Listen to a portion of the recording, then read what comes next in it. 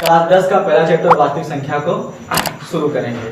इससे पहले हमने जो है कि संख्या के बारे में वीडियो बना रखे हैं कि वास्तविक संख्या का उत्पत्ति किस तरीके से होती है। वास्तविक संख्या बेसिकली जो हमारे पास परिमेय संख्या होती है और अपरिमेय संख्या होती है। परिमेय संख्या और अपरिमेय संख्या को अगर मिला देते हैं, जो भी संख्या का समूह प्राप्त होता है उसे हम वास्तविक संख्या कहते हैं। ये क्लास 10 का पहला चैप्टर है वास्तविक संख्या। वास्तविक संख्या में हमको क्या क्या चीजें पढ़नी है? सबसे पहले हमको पढ़ना यूक्लिड विभाजन परिमिका पढ़ना है।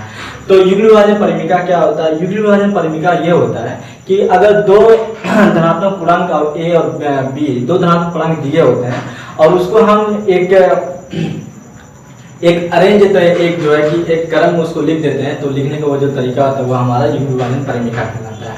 उसके बाद हमको पढ़ना है यूक्लिड विभाजन एल्गोरिथम पढ़ना है। यूक्लिड विभाजन एल्गोरिथम क्या होता है कि दो धनात्मक पूर्णांक का एचसीएफ ज्ञात करने के लिए जो हम प्रक्रिया अपनाएंगे वो हमारा यूक्लिड विभाजन एल्गोरिथम होता है।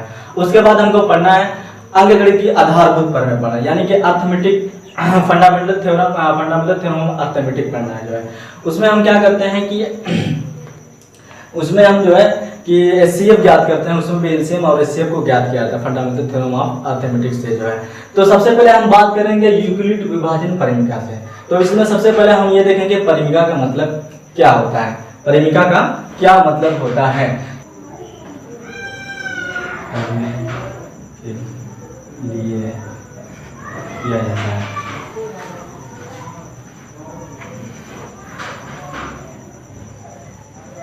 ये।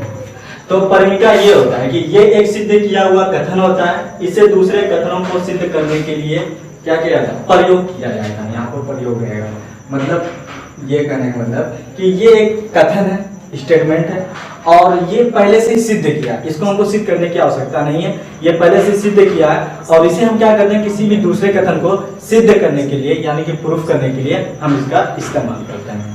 ये हमारा क्या होता है? परिमिका होता है। परिमिका आप ऐसे समझ सकते हैं जो है कि सिद्ध किया हुआ कथन का मतलब जैसे आप पढ़ेंगे कि a प्लस बी का होल स्क्वायर बराबर क्या होता है? a square plus b square plus क्या होता है? 2ab होता है। मैं बोलूं कि a बराबर अगर आप 3 लिखिए और b बराबर क्या लिख दो? 2 लिख दो, तो a की जगह पर 3 लिख दो, कितना हुआ? 3 और b की जगह पर 2, तो ये हो गया 2 स्क्वायर, होल स्क्वायर हो गया। और a का मान कितना है? 3, तो ये हो जाएगा 3 का स्क्वायर प्लस b का स्क्वायर का मतलब 2 का स्क्वायर प्लस 2a का मतलब कितना हुआ? 3 और b का मतलब कितना हुआ? 2, 2 3 कितना हुआ? 5, तो ये हो गया 5 का स्क्वायर। 3 का स्क्वायर कितना होता है? 9, 2 का स्क्वायर कितना हुआ? 4 और 2 3 अच्छा दूना कितना हुआ? 12, तो 5 का स्क्वायर कितना होता है? 25 होता है। 9 4 कितना हुआ? 13, 13 12 कितना हुआ? 25। तो ये सिद्ध किया हुआ क्या है? कथन है। ये एक सिद्ध किया हुआ कथन है, मतलब ये इस तरीके से हम इसको समझ सकते हैं। फॉर एग्जांपल मैंने बताया था कि ये एक सिद्ध किया हुआ परिमिका कथन होता है और इसका किसी भी दूसरे कथनों को सिद्ध करने के लिए हम इसका प्रयोग करते हैं। ठीक,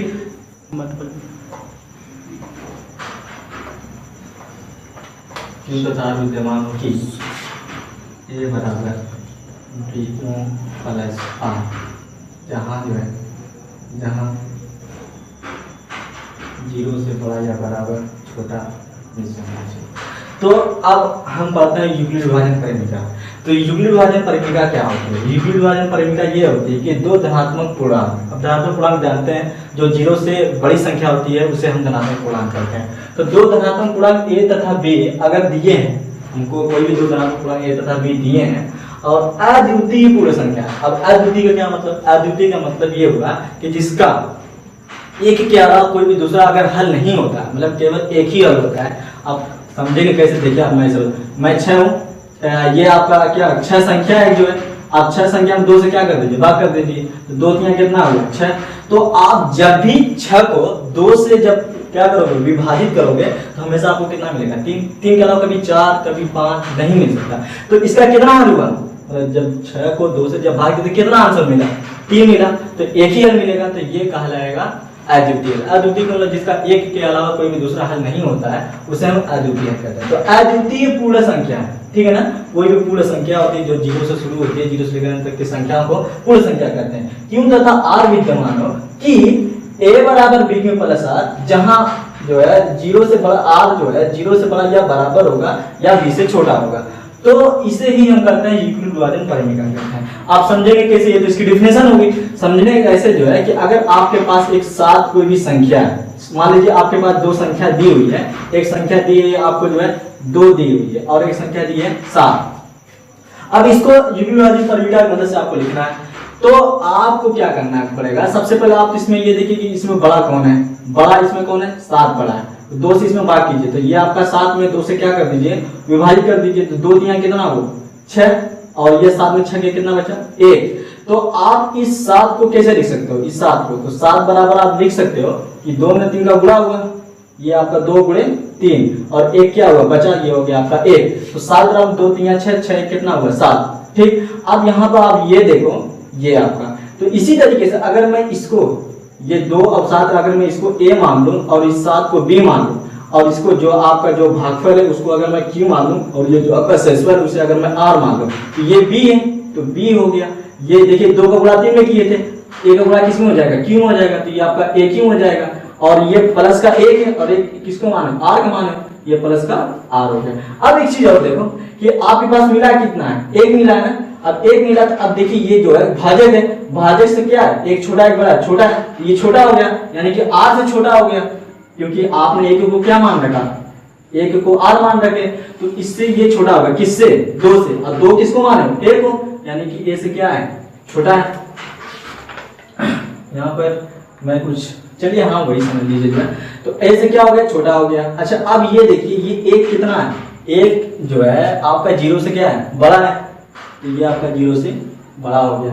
अच्छा दूसरी बात है कि अगर ये बराबर हो जाए, जैसे अगर मैं कहूँ कि आपके पास ये 6 है और 2 से भाग के 2 3 कितना होगा 6, तो ये 6 बचा गया, 0 बचा, तो 0 आ सकता है या तो 0 से कभी कम नहीं आ सकता है, तो इसका मतलब ये 0 से या तो बराबर आ जाए, जब मतलब उसके बराबर आप भाग करते हो तो या तो उसके बराबर लेके जाओगे या तो उससे कम लेके जाओगे, तो कम लेके गए तो कुछ ना कुछ आपके पास धन संख्या बचेंगी 1 2 3 4, तो वहां में से 0 से क्या रहेंगी बड़ी, और जब आप बराबर लेके जाओगे तो कितना मिलेगा 0, 0 का मतलब 0 तो 0 के बराबर होता ही है।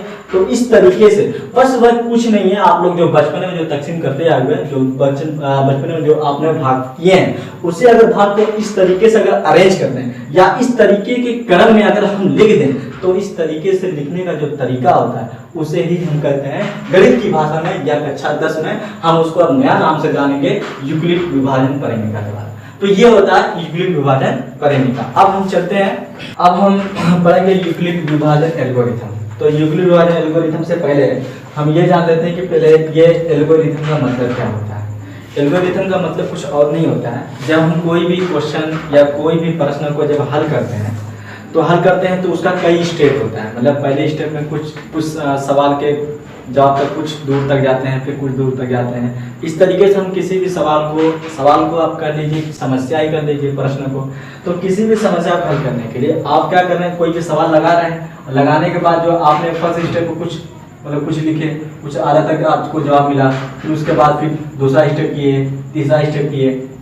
इस तरीके से किसी भी समस्या को हल करने के लिए ये जो आपकी चरण है, ये आपका जो स्टेप में जो चरण है, ये देखिए श्रृंखला बन गई 1 2 3। तो ये आप अगर अपनाते हो तो इसी श्रृंखला को ही हम गणित की भाषा में एल्गोरिथम कहते हैं। यानी एल्गोरिथम कुछ और नहीं होता है। जब भी हम कोई भी प्रश्न को हल करते हैं, कोई भी समस्या को हल करते हैं, और हल करने के लिए जो भी हम विधि को जो अपनाते हैं, जो मेथड को अपनाते हैं, स्टेप बाय स्टेप फॉलो करते हैं, उसी जो हमारे पास वो जो हमारे चरण की जो श्रृंखला बनती है उसे ही हम कहते हैं एल्गोरिथम कहते हैं। अब एल्गोरिथम के बाद बात आती है यूक्लिड विभाजन परिमिति, यूक्लिड विभाजन एल्गोरिथम की। तो यूक्लिड विभाजन एल्गोरिथम क्या होता है, तो यूक्लिड विभाजन परिमिति का प्रयोग R डैश तथा R के लिए करेंगे। तो अब हम पढ़ेंगे यूक्लिड विभाजन एल्गोरिथम। तो यूक्लिड विभाजन एल्गोरिथम, पहले एल्गोरिथम का मतलब समझ चुके हैं कि किसी भी समस्या को हल करने के लिए अपनाई गई विधि के चरणों की जो श्रृंखला होती है उसे हम एल्गोरिथम कहते हैं। अब बात आती है कि यूक्लिड विभाजन एल्गोरिथम क्या होता है। तो यूक्लिड विभाजन एल्गोरिथम वही होता है अगर दो धनात्मक पूर्णांक का अगर हम क्या ज्ञात करें, HCF ज्ञात करें, यानी कि हायर कॉमन फैक्टर ज्ञात करें, या हिंदी में से बोलते हैं महत्तम समापवर्तक। तो अगर दो धनात्मक पूर्णांक का अगर हम हायर कॉमन फैक्टर यानी कि अगर मतलब समवर्तक क्या करते हैं, ज्ञात करते हैं, यानी कि उसको निकालते हैं, तो इसी को कहते हैं यूक्लिड विभाजन एल्गोरिथम कहा जाता है। तो यूक्लिड विभाजन एल्गोरिथम दो आपको धनात्मक पूर्णांक दिए रहेंगे, उसमें से आपको ये पहले करना है कि कौन बड़ा है कौन छोटा है। तो आपने अगर मान लेते हैं कि अगर दो धनात्मक ये ए और बी दिए हैं और मान लेते हैं कि ए जो है बी से क्या है, ए जो है बी से बड़ा है, तो आपको सिंपल कुछ और नहीं करना है। तो देखिए यहाँ पर अगर आपको क्या करना है, ए बड़ा है बी से, तो बी ए में जब बड़ा है तो आपको बी से इसमें भाग करेंगे। तो जब भाग किए तो आपको कोई भी भागफल क्या गया, क्यों गया, और कोई भी शेषफल आपको बचा कितना, आर बच गया जो है। तो आप इसको फिर कैसे लिख सकते हैं, ए बराबर आप फिर लिख सकते हैं यूक्लिड विभाजन, इसमें चरण एक में आपका इसमें फर्स्ट स्टेप बाय स्टेप चलता जाएगा। तो पहला चरण आपका ये कहता है कि सर्वप्रथम यूक्लिड विभाजन परिमिका द्वारा आप ए बराबर बी क्यू प्लस आर, और ये आप जानते हैं कि इस तरीके से कैसे लिखा जाता है। आप ये देखिए ए बराबर आपको लिखना है ये बी का क्यू गुणा, ये बी भाजक है, ये आपका क्या है भाजक है, ये आपका भागफल है, तो भाजक का भागफल में गुणा होगा तो ये हो जाएगा बी क्यू हो जाएगा, ये आपका आर। तो आप यूक्लिड विभाजन परिमिका द्वारा आप इसको पहले कैसे लिखेंगे, इस रूप में लिखेंगे, किसी धनात्मक पूर्णांक किसके लिए, क्यों और आर के लिए, कोई भी दूसरा धनात्मक पूर्णांक क्यों तथा आर के लिए करेंगे। ठीक, ये आपका पहला चरण होगा। दूसरे चरण में आपको क्या करना है, दूसरे चरण में आपको यह करना है कि यदि अगर ये जो आपके पास शेषफल जो आर था, ये आपके पास जो शेषफल अगर आर था, अगर ये 0 हो गया तो उस समय जो आपके पास ए और बी जो धनात्मक पूर्णांक दिए थे उसका जो एचसीएफ होगा वो कौन होगा, वो आपका बी होगा, यानी कि जो भाजक होगा वही एचसीएफ हो जाएगा किसका, जो आपको ए तथा बी धनात्मक पूर्णांक दिया था। यानी कि अगर शेषफल 0 हो जाता है तो उस समय जो भाजक होता है वही एचसीएफ होता है जो हमको धनात्मक पूर्णांक ए तथा बी दिया था। ठीक, अगर ऐसा नहीं हुआ, मान लेते हैं कि जो आपका शेषफल था वो 0 नहीं हुआ, वो 0 नहीं हुआ, तो आपको क्या करना है, तो वापस से आपको करना है यूक्लिड विभाजन परिमिका का प्रयोग करना है बी और आर के लिए, यानी कि आपको दोबारा से करना है। तो फिर यहाँ पर आपको जो है यहाँ पर बी से करना है, तो फिर इसमें करेंगे तो कोई भी शेषफल आपको ये भागफल क्यों डैश गया और कोई भी शेषफल कितना बचा, आर डैश बचा। तो इस तरीके से आपको फिर से आर और बी का क्या करना है, यूक्लिड विभाजन परिमिका का प्रयोग करना है। किस पर करना है आपको जो है, अगर जब शेषफल 0 नहीं आता उस समय आपको बी तथा आर के लिए, यहाँ पर मैं कैलकुलेट कर दिया, बी तथा आर के लिए क्या करना है, यूक्लिड विभाजन परिमिका का प्रयोग करना है। और फिर यूक्लिड विभाजन परिमिका का प्रयोग करेंगे और फिर आपको मान लेते हैं, आपको इसको फिर कैसे लिखेंगे, बी बराबर फिर आपको मिलेगा, फिर यहाँ पर मिला आपको जो बी बराबर मिला आपको आर क्यू डैश मिला और ये आपका प्लस आर डैश मिला। तो यहाँ पर बी बराबर आपको कितना मिला, r q dash plus r dash मिला। तो फिर यहाँ पर मिला, और फिर यहाँ पर अगर यहाँ पर फिर अगर आपका शेषफल अगर 0 आ जाता है, मतलब वो कट पिट के खत्म हो जाता है, जितनी बार वो भाग करना था वो गया पूरा पूरा और पूरा पूरा कट गया, पूरा पूरा कैंसिल हो गया। तो अगर यहाँ पर आर डैश का मान 0 होता है तो उस समय ये जो भाजक होगा आर, यानी कि जो आपका भाजक था आर जो वही दी हुई, हमेशा दिए हुए तो वो होगा जो, मतलब जब भी शेषफल 0 होगा उस समय उस स्थिति में जो भाजक होगा वही दिए हुए धनात्मक पूर्णांक का क्या होगा, एचसीएफ होगा। यानी कि अगर यहाँ पर आर डैश का मान 0 होता है उस समय आर ही होगा। यहाँ पर अगर आपका आर डैश जो होता है वो 0 हो गया तो उस समय जो आपका आर होगा वही ए और बी का एचसीएफ होगा। तो अगर फिर ऐसा नहीं हुआ, मान लेते हैं कि यहाँ पर भी आर डैश का मान 0 नहीं हुआ, तो क्या करेंगे, तो अगर आर डैश का मान 0 नहीं हुआ तो फिर आपको यूक्लिड विभाजन परिमिका का प्रयोग करना है, किसके लिए, आर और आर डैश के लिए। तो फिर आपको पुनः करना है किसके लिए, यूक्लिड विभाजन परिमिका का प्रयोग करना है आर डैश और आर के लिए। फिर आर डैश और आर डैश के लिए करेंगे और ये इस तरीके से स्टेप बाय स्टेप चलता जाएगा और आप जो है अपने क्वेश्चन तक पहुंच जाएंगे। जब आपका शेषफल 0 हो जाता है उस स्थिति में जो आपका ए और बी होगा उसका क्या होगा, एचसीएफ होगा, जो भाजक होगा जब शेषफल 0 हुआ था। 455 और 42 का हम क्या करते हैं, एचसीएफ ज्ञात करेंगे, जो हमने एचसीएफ के बारे में ये यूक्लिड विभाजन एल्गोरिथम का प्रयोग करके। तो देखिए सबसे पहले हम इसमें क्या ज्ञात करना है कि ए और बी में सबसे पहले ज्ञात ये करना है कि दोनों में बड़ा कौन है। तो आप देखिए कौन सा बड़ा कौन है, इसमें सबसे पहले आपको दिख रहा होगा कि 455 जो है बड़ा है किससे, 42 से। ठीक, तो आपका पहला चरण क्या है, सर्वप्रथम यूक्लिड विभाजन परिमिका द्वारा आपको ए बराबर बी क्यू प्लस आर के रूप में लिखना है। तो हम इसमें सबसे पहले चरण 1 में लिखेंगे, चरण 1 में क्या लिखना है कि यूक्लिड विभाजन का परिमिका का प्रयोग करने पर, यूक्लिड विभाजन परिमिका द्वारा,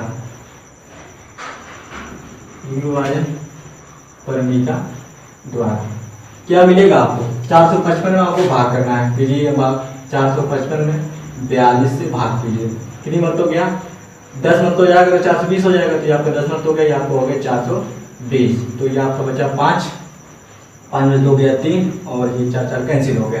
तो आप 455 को कैसे लिखेंगे, आप लिखेंगे 455 बराबर लिखेंगे 42 का 10 में गुणा होगा, तो 42 गुणे 10 और प्लस शेषफल यानी कि 35। अब बताओ यहाँ पर शेषफल 0 है, नहीं है, यहाँ पे लिख दो यहाँ पे शेषफल 0 नहीं है, तो यहाँ पे लिखो चूंकि शेषफल यहाँ शून्य नहीं है, इसलिए यूक्लिड विभाजन परिमिका का प्रयोग अब किस पर किया जाएगा, 42 और 35 पर करने पर। चूंकि